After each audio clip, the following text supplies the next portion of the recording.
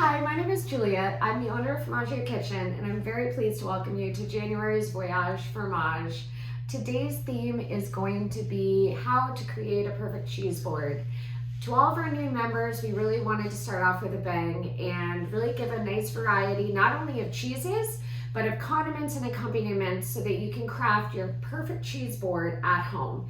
So in today's lesson, not only will I be talking about the cheeses, what makes them special, but also how to portion them, how to design a cheese plate that's not only beautiful but practical, and more about all the different accompaniments that you have. So what you should have received in your bundle is 4 different cheeses. So we received Sentinel from Quebec, Opelgas Borncas Gouda from the Netherlands, Stracchino from Italy, and Alfred Lafermier, also from Quebec. We have some rosemary crackers from Spain. We have these beautiful dehydrated olives from Peru. We have these beautiful apricots, dried apricots from California. And then last but not least, a single origin bean to bar chocolate from Vietnam. And if you're a member of Petit Voyage, you received 3 cheeses in your bundle. You received the Verdict d'Alexina, which is from Quebec, and it's a beautiful small format 3 milk cheese with cow, sheep, and goat's milk. Alfred Lafermier, also from Quebec, a beautiful cow's milk Alpine style cheese. And then lastly, from the Netherlands, a Dutch farmhouse Gouda Opelgas. Over the next 30 minutes or so, I'm going to be walking you through not only how to prepare these cheeses, how to organize them, make them beautiful, but then tell you the stories behind them so you can share them with your friends and family. All right, so now we're going to talk a little bit about the cheese portion of our event and how to create a perfect board. So first off, we're going to start with Sentinel. This is a lovely washed rind goat's milk cheese from Quebec. And it's from a place called Formaggio Kitchen. They are a very, very small scale cheese maker that works with primarily goat's milk cheeses, although they do have some mixed milk cheeses. But the reason I love this cheese so much and why I love it on a board is I always love to have small format, softer cheeses. When I'm building a perfect cheese board, I want to think about a variety of textures, a variety of flavors, a variety of milk types. So on our board today, we have a goat's milk cheese, we have a hard cheese, we have cow's milk, we have a blue cheese. So we're really running the gamut of all different flavors and types. When you're actually preparing a cheese like this, you can just leave it whole. I think that the beautiful thing about small format cheeses is they're quite beautiful whole. This is a washed rind cheese. What that means is, during the cheese making process, obviously the first things first is the milk. You have your goat's milk and you separate the curd from the whey. Once you have the curd, in this case, they gently ladle the curd into a little form. And this cheese, as you can see, is quite petite.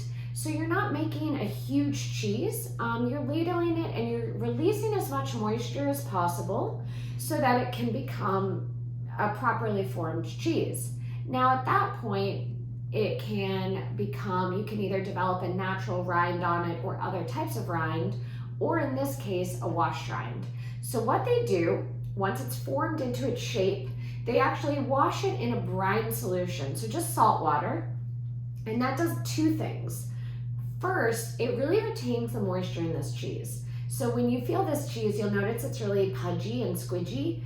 It's beautiful, it's creamy, and relaxed. And the reason for that is because all that moisture is being retained because it's trapped in there when you're washing it daily by the cheesemakers. The other thing that the washing does is it helps to develop this beautiful sort of orangey color rind. And that's a brevibacterium that really thrives in a warm, wet environment. And so by washing it, you're creating enough moisture for this bacteria to really flourish. And if you smell this cheese, it's very stinky. I love stinky cheese. And the great thing about stinky cheese is it has a ton of flavor, but it often is balanced by a really creamy paste. So this little stinky cheese, it gets its smell from the Brevibacterium, which is generally what you see whenever you see those bright orange, really pungent cheeses.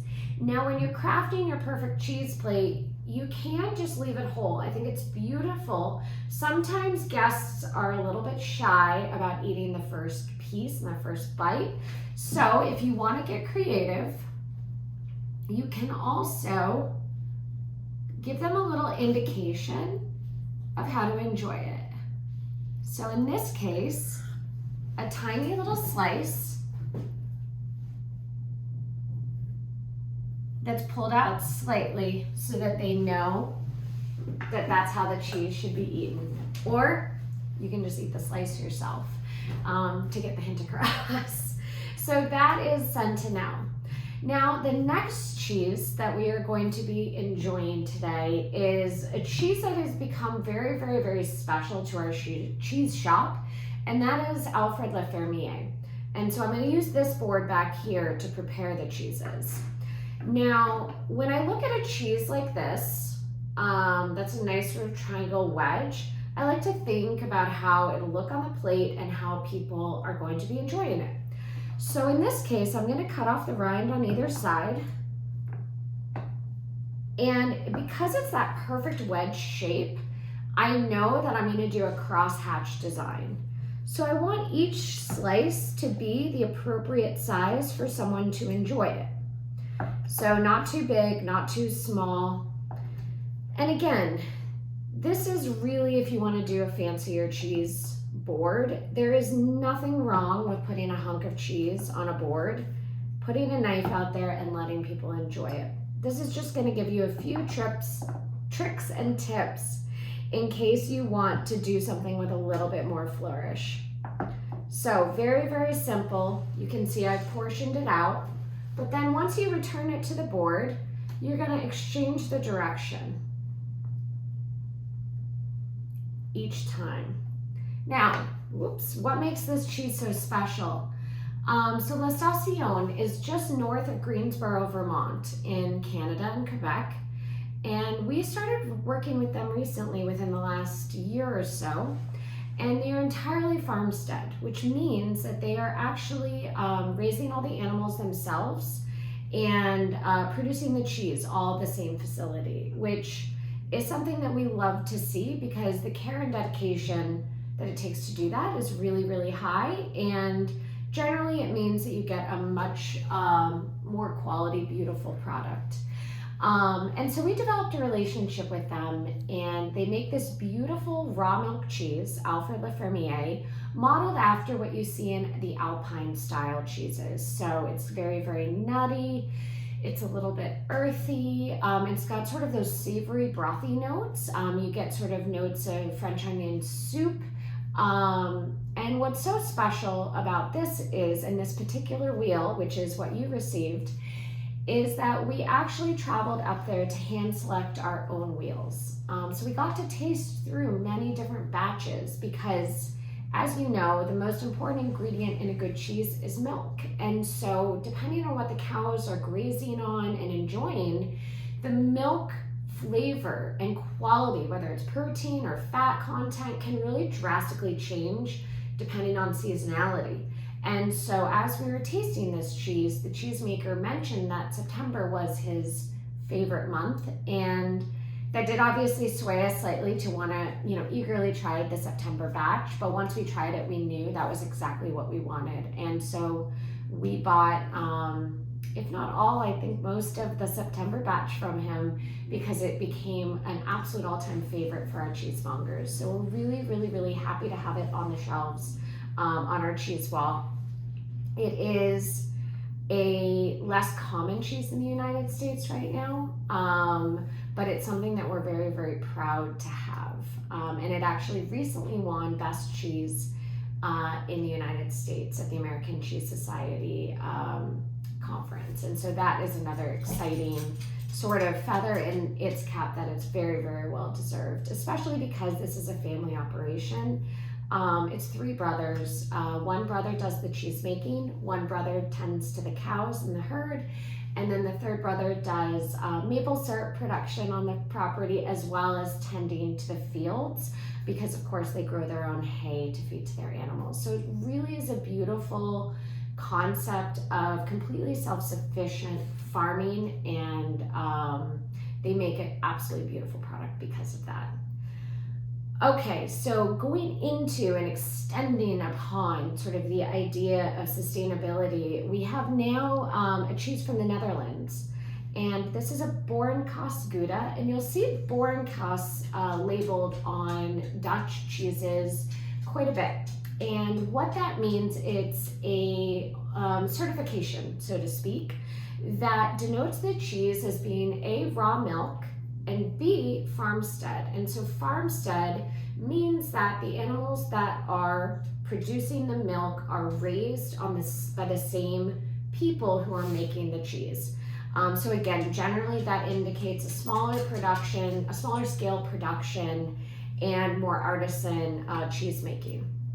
When I look at a cheese like this, and I'm thinking about how to put it on a cheese board, I want to think about, the style of cheese it is and what makes it special. And one thing that makes Gouda so special is how aged it is. So this cheese is aged over 2 years, and it's a raw milk cheese, and it's got beautiful texture from the terracine crystals. When you take a bite into that cheese, I'm going to take a little piece for myself. You want to smell the cheese first. The second I bite into it, I get crunchy bits. And a lot of times people think of that as salt, which makes sense because it does have the texture of a salt crystal, but it is actually the process of proteins breaking down, and it's amino acid. And so you get these beautiful little terracine crystals that are just, we like to call them flavor crystals, because it generally indicates a very, very well-aged cheese that is sort of intensified in flavor. Now, being a Gouda, the style in which they make this cheese is they actually wash the cheese curd. So what is cheese curd? Sort of the basics of cheese making. We've talked a little bit about the milk and separating the curds from the whey. If you've ever had cottage cheese, that's your cheese curd. So visualize that when you're thinking about curd. So in the process of making Gouda, they actually rinse that curd off, and that actually rinses off a lot of the excess lactose on the cheese or in the curd, and it tends to create a much sweeter flavor profile. And this is the traditional method of making Gouda. And so oftentimes when you have a Gouda, you do get that really, really sweet, almost caramelly flavor profile. And I think this one really exemplifies that the most. So how am I gonna prepare this for the board? One way that I love to do this is something that's so identifiable about Goudas is the rind. You get that beautiful hard wax rind. So I'm gonna actually maintain that. I'm taking this little tool that I love, which is actually meant for Parmesan. It's a grana knife. And you can also use a paring knife at home if you don't have a grana knife handy. And I want to maintain the rind as best as I can. So I'm just cutting around it.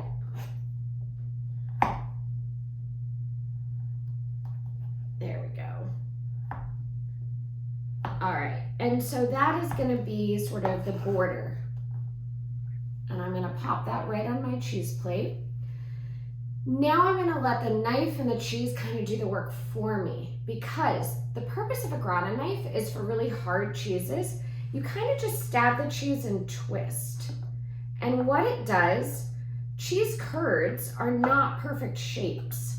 They're usually round and scraggly. You can see how they form is not a uniform shape. So this allows you to do beautiful, natural, bite-sized shapes. And all I'm doing is I'm piercing and twisting. And the natural shape of the cheese is highlighted. And so it's a really fun way to highlight an aged cheese. And by keeping the rind intact, you're paying homage to the style of cheese that it is, but it's also a really nice sort of beautiful way to border the cheese and outline it. All right.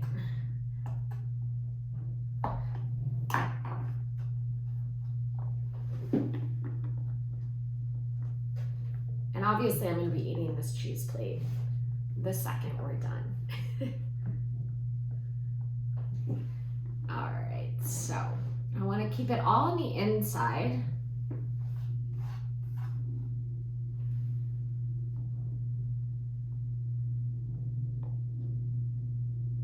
There we go.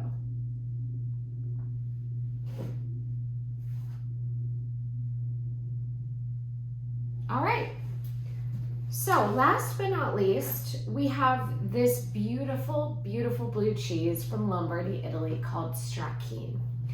And stracca in Italy means tired. And that's actually how this cheese got its name. Because when you see a wheel of this cheese, it almost has the impression of being tired. It's just sort of like a blob that's sort of bulging and tired and lazy. And the reason is this is actually a recipe of gorgonzola dolce, which is a sweet blue cheese from Lombardy, very, very famous. But this actually has cream added to that.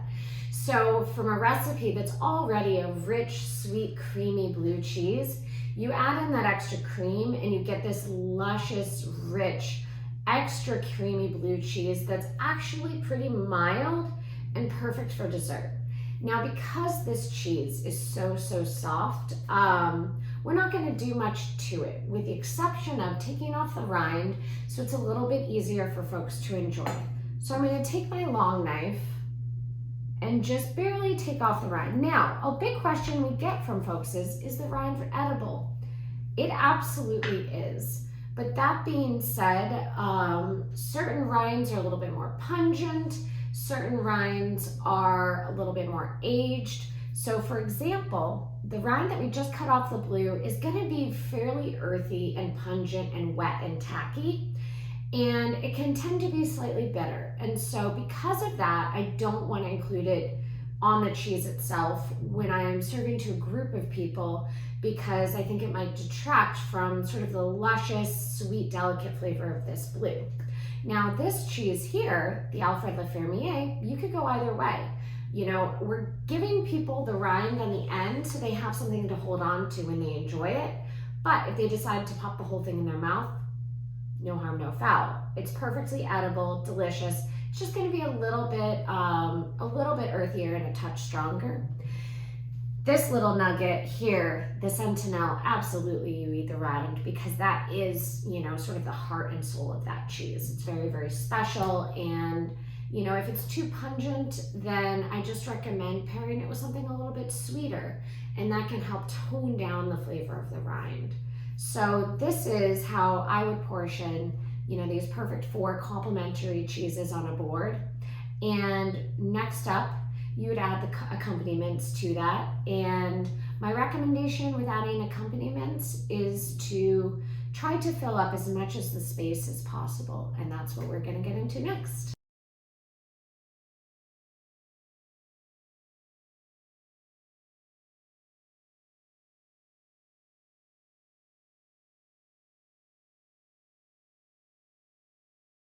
Okay, so we went a little overboard this month on our accompaniments for Voyage Fromage, but we really wanted to show you how to craft a perfect cheese plate. And for us, it's all about complementary flavors, contrasting flavors, and abundance. So our favorite pairing with the Sentinel is something sweet. The Sentinel, as we said, is a much more pungent cheese. The washed rind, the bright sort of tangy interior of soft, creamy goat's milk. And we found that it paired really beautifully with Blenheim apricots that we get from California. We worked directly with a farm to get these apricots, and it's just, the quality is really incredible. So all I'm doing here is arranging these so that there's no blank space. What I want to do is encourage people to understand that these apricots are meant to go with this cheese. That being said, none of our pairings are terrible with the other cheeses, and I actually recommend that you try the pairings, with multiple different cheeses to see what you think works the best. Pairings are definitely personal, and when I'm talking about a pairing, I like to think about, is it something that's contrasting, where the flavors, maybe that's salty and sweet, or complementary? Maybe it's two pungent items together that sort of harmonize really nicely. When I'm thinking about pairings, I like to think about texture. I like to also think about how it looks on the cheese platter. Visual is really, really important. And then I like to think too, if you really, really want to geek out, which I do often, if I'm really analyzing something, I think about how each item tastes. So how does the cheese taste on its own? And how does the dried apricot taste on its own? And all good food should taste like a story, is the best way that I've learned to describe it, where it has a really good beginning, a middle, and an end. And each of those parts should be very distinct and unique. And that being said, the beginning of, the beginning would be the smell, the aroma, that first flavor that hits your palate when you put it in your mouth. The center, the meat of the story, is while you're enjoying it, what does it taste like? What's the primary flavor? The end is after you've finished swallowing it. What lingers? Does it just cut off and dissipate right away? Do you get a bitterness, an earthiness, a sweetness? Sort of what lingers on and is left on your palate? And when you think about that, sometimes you can start to experiment with the order in which you pair things together. Because maybe the end, the finish of the apricot pairs nicely with the beginning of the cheese, and not so much vice versa. So if you really, really want to take a spin down a rabbit hole, then that's definitely a fun way to go, to sort of start to really microanalyze the flavor profiles and what works together. But at the end of the day, a really good pairing should just be two flavors that harmonize and create something new and special. You're not trying to mask one thing or another. And I always like to describe the perfect pairing as chocolate milk. You have chocolate and you have milk, and you put them together and it's a totally nuanced new flavor profile. When you drink chocolate milk, it is what it is. It is chocolate milk. You're not just tasting chocolate, you're not just tasting milk. Those elements of each contribute to this new flavor, and that's what a really, really good pairing is. So I love contrasting flavors, but I like to keep it mixed up on a plate. But definitely wanted to throw that in there with the Olivico dehydrated olives. So these are from Peru. We actually started importing them ourselves, and only a few years ago. It's just a small olive cooperative that does really, really, really beautiful work with olive products. I had never tried a dehydrated olive before this. It blew me away because somehow it retains all the beautiful moisture that you'd want in an olive, but it's dehydrated, so you're not getting a ton of brininess, but you're getting this really, really beautiful concentrated flavor profile. So I'm just going to arrange that around the sort of craggly bits of olive, because I think that it's just a nice sort of counterpart to the sort of little chunks of olive. Next up, we're going to be doing a pairing with Alfred Le Fermier, and sometimes a pairing and a flavor can take you to a certain place. So this is an Alpine style cheese, and when I think about Alpine style cheeses, I just sort of have I have thoughts of sort of Alpine, sort of après-ski style food and rich heartiness, and I really oftentimes think about rosemary roasted potatoes. That's something that I would love to have this cheese melted on top of, for example. So I thought rosemary would be a really lovely flavor to pair with this beautiful Alpine style cheese. So we picked a rosemary cracker. And this rosemary cracker is handmade for us in Spain. And oftentimes I'm a little bit picky and a bit of a purist, and I don't have cheese with crackers. I will just enjoy the cheese on its own. But in this case, I think it actually really does enhance the pairing really nicely. And I think the important thing to think about when you're pairing crackers and cheese is to recognize that the cracker is an ingredient and an element on the board. It's not an afterthought. There's some really beautiful crackers out there, and they can really enhance your cheese quite a bit. And then last but not least, the sort of underdog amazing pairing is chocolate and blue cheese. This is a little bar of Maru chocolate. It's a single varietal chocolate from Vietnam. So they source all of their beans from Vietnam, from different areas of Vietnam. And it is a beautiful, delicate, dark chocolate that when paired with blue cheese, a lot of people kind of are shocked by the concept of blue cheese and chocolate, but then you try it.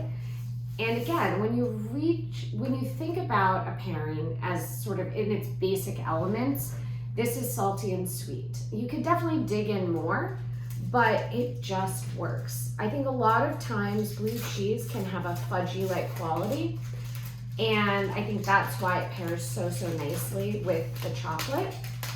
So what I'm gonna do is just break the chocolate apart. And then, again, sort of line the cheese with the chocolate. And with this, you could even use the chocolate as a vehicle, like a cracker, to sort of scoop up the cheese.